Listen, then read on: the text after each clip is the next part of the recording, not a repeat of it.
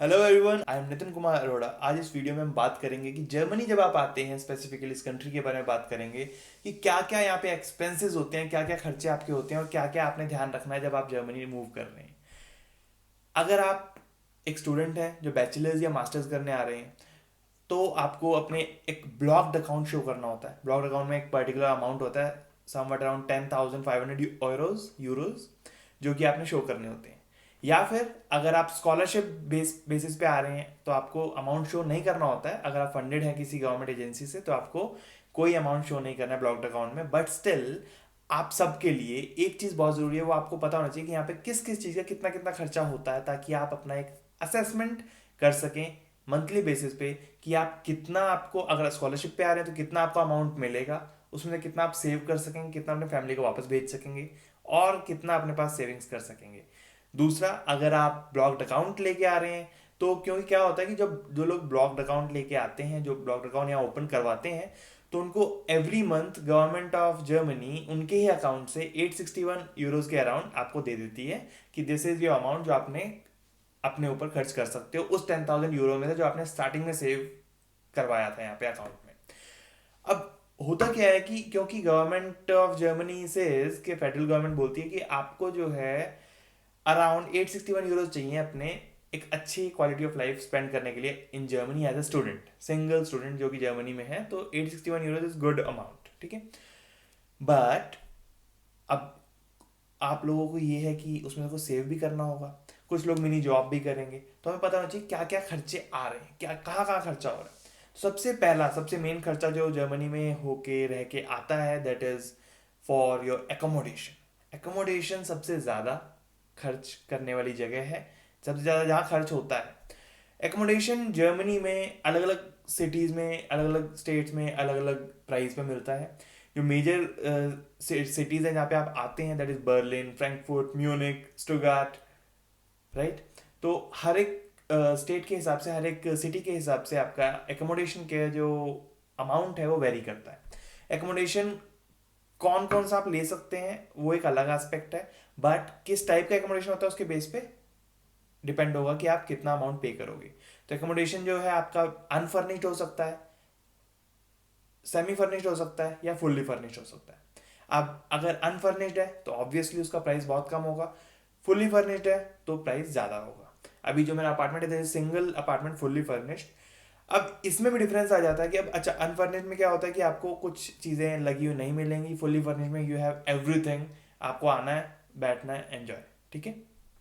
अब तीसरी चीज़ आती है कि जब आपने अपार्टमेंट देख लिया तो इसका अमाउंट कितना होगा, कितने अमाउंट का सिटी के साथ अगर हम चेंज भी करते हैं, फिर आप ये होता है कि अगर आप सिटी में रह रहे हो, मेन सिटी में अपनी यूनिवर्सिटी के पास रह रहे हो, या आप दूर किसी कंट्री साइड पे किसी विलेज में रह रहे हो, आसपास रह रहे हो दूर थोड़ा, ताकि एक्सपेंसेस थोड़े कम हो जाए, तो ये वेरी करता है। अमाउंट जो है अपार्टमेंट का वो आपका 200 यूरो से लेके 500 यूरो तक आ सकता है। और अगर आप सिटीज़ में जा रहे हो, जैसे बर्लिन वगैरह में जा रहे हो, तो बर्लिन में और फ्रैंकफर्ट में आपका जो ये अमाउंट है ये बढ़ के ऑलमोस्ट 700 यूरोज तक भी चला जाता है। अगर आप एक single apartment, fully furnished apartment ले रहे हो तो इसका अमाउंट बढ़ जाता है।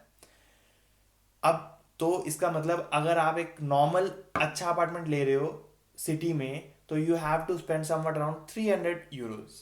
300 यूरोज इज अ मैंडेट, ठीक है। उसको अलग निकाल दिया, 250 टू 300 यूरोज आपके लगने ही लगने हैं। दूसरा खर्चा जब आप जर्मनी आते हो, जो सब्सटेंशियल खर्चा है, वो है आपका खाने का, फूड, ग्रॉसरी। ग्रॉसरी आपको कई जगह से मिल जाती है, बहुत सारे ऑप्शंस अवेलेबल, आरडी, रेवे, NATO, right.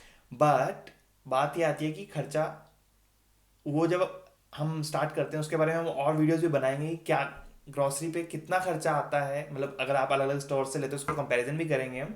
But in general grocery का खर्चा अगर आप खुद से कुक कर रहे हो तो 150 यूरो में, 150 यूरोज में आप अच्छा क्वालिटी ऑफ फूड खा सकते हो, जिसमें कि आपको सारे न्यूट्रिएंट, सारे जितना एस्पेक्ट है न्यूट्रिशन का वो कवर अप हो जाएगा, और आप पूरे मंथ में 150 यूरोज में बहुत अच्छा खाना खा सकते हो, प्रोवाइडेड कि आपको खाना बनाना आता है, प्रोवाइडेड कि आप घर पे खाना बनाते हो, प्रोवाइडेड आप बाहर खाना थोड़ा कम खाते हो। अगर आप होटल में खा रहे हो, डेली होटल जा रहे हो खाना खाने के लिए, तो you will spend 150 euro hardly in 4-5 days. 5 दिन में आप 150 यूरो खत्म कर दोगे। वही अगर आप घर पे बना रहे हो तो वो 150 यूरो आपको पूरा महीना चलेगा, ठीक है। तो ये सोचने और समझने वाली बात है। तीसरा खर्चा जो बहुत ज़रूरी है जर्मनी में आके ध्यान रखने वाली चीज़ है, वो है आपका ट्रेवल। अगर आप स्टूडेंट हो, अगर आप एज ए स्टूडेंट आ रहे हो, तो luckily fortunately we have something called a semester ticket. जब आप जर्मनी में आते हो तो सेमेस्टर का एक टिकट आपको मिलता है जो समवट अराउंड 280 टू 300 यूरोज का होता है। वो 280 से 300 यूरो आपके 6 महीने का 6 मंथ्स का टिकट आपको मिल गया है। वो 6 मंथ्स आप इजीली उस पर्टिकुलर स्टेट में जहाँ पे वो टिकट वैलिड है फ्री ऑफ कॉस्ट ट्रैवल कर सकते हो। अगर आपके पास वो सेमेस्टर टिकट नहीं है तो एक स्टॉप से दूसरे स्टॉप पे जाने के लिए भी 2.5 यूरोज की कम से कम टिकट आती है, तो दैट्स वेरी एक्सपेंसिव। ठीक है, तो वो 290 यूरोज वाला option is much better than this 2 euros ticket, single ticket. और अगर इन केस अगर आपकी यूनिवर्सिटी आपको सेमेस्टर टिकट प्रोवाइड नहीं भी करती है, जो कि नहीं होता है जनरली, बट इन केस अगर ऐसा होता भी है, तो आपके पास ऑप्शन है कि आप अपना 80 से 90 यूरोज में, हर एक सिटी पे डिपेंड करता है खैर वो, बट 80-90 यूरोज में आपको मंथली टिकट मिल जाता है, जिसके बेस पे आप ट्रैवल कर सकते हो फ्री ऑफ कॉस्ट उस पूरे एरिया में जहाँ पे वो टिकट वैलिड है। अब इसके बाद नेक्स्ट जो ऐसा खर्चा है, ऐसा जो एक्सपेंसिस है जो आप रोक ही नहीं सकते, वो आना ही आना है, वो है 18 यूरोज आपके रेडियो टैक्स का। जर्मनी में एक चीज़ होती है जो मैंने कहीं और नहीं सुनी, स्पेशली इंडिया में तो बिल्कुल भी नहीं सुनी, रेडियो एंड टीवी टैक्स। ठीक है, आप रेडियो टीवी नहीं सुनोगे जनरली, क्योंकि वो जर्मन में होता है। सुन भी सकते हो, आपकी मर्जी है, पैसे दे रहे हो। तो 18 यूरोज आपने उसके देने ही देने हैं, 17.5 to be more precise. 17.5 euro आप हर महीने रेडियो टैक्स के दोगे। ठीक है, वो देने ही है, उसमें आप कोई कट शॉर्ट नहीं कर सकते, उस एक्सपेंस को आप कम नहीं कर सकते। एंड इसके बाद लास्ट जो आपका खर्चा आता है वो है आपका मोबाइल फ़ोन का मोबाइल रिचार्ज। मोबाइल रिचार्ज करने के लिए आपको बेस्ड ऑन द कंपनी, बहुत सारी कंपनीज हैं जर्मनी में। ठीक है, मोबाइल की अलग अलग फीचर्स प्रोवाइड करते हैं, अलग अलग ऑप्शंस प्रोवाइड करते हैं, स्टूडेंट्स के लिए अलग ऑफर्स भी हैं। But in general they give you around 10 euros to 20 euros. So 10 से 20 यूरो में आपका एक अच्छा मोबाइल रिचार्ज, जिसमें कि आप मोबाइल डेटा भी यूज़ कर सकते हो, कॉल्स भी कर सकते हो, तो 10 से 20 यूरो में हो जाता है। अगर आपको इंडिया कॉल करनी है, स्पेसिफिकली व्हाट्सएप यूज़ ना करके नॉर्मल कॉल करनी है इंडिया, तो उसके लिए कुछ लोग रिचार्ज वो भी करवा लेते हैं, तो दैट कॉस्ट एडिशनल 10 यूरोज। तो 10 टू 30 यूरोज आपका मोबाइल का खर्चा आना ही आना है। तो एक बार हम रिव्यू कर लेते हैं। एकोमोडेशन 300, ठीक है। आपका ट्रैवल 290 फॉर 6 मंथ्स। आपका फूड 150 फॉर अ मंथ। फिर आपका mobile phone recharge 10 to 30 euros, और आपका रेडियो टैक्स और टीवी टैक्स जो कि आता है अराउंड 18 यूरोज। ये हो गया वो खर्चा जो आपका होना ही होना है। ना आप खाना छोड़ सकते हो, रहने के लिए जगह भी चाहिए, मोबाइल फ़ोन में कट शॉट कर सकते हो, जनरली नहीं करना चाहिए बट कर सकते हो। और क्योंकि आपके पास वाईफाई अवेलेबल होता है मोस्ट ऑफ द प्लेसेस पे, आप ट्रेन में जा रहे हो, ट्रैम में जा रहे हो, यूनिवर्सिटी जा रहे हो, कैंपस जा रहे हो, अपने एकोमोडेशन पे आ रहे हो, हर जगह वाईफाई अवेलेबल है। तो mobile phone I would say कि उसमें आप कट शॉट कर सकते हो। इसके साथ आपका जो रेडियो टैक्स है उसमें आप कट शॉट नहीं कर सकते। कुछ लोग बहुत लकी होते हैं जिनको रेडियो टैक्स डिपार्टमेंट की तरफ से वो टैक्स नहीं देना होता है, मतलब उनके पास कोई नोटिस नहीं आता तो उनको नहीं देना होता, बट मुझे देना पड़ रहा है। और तो फिर द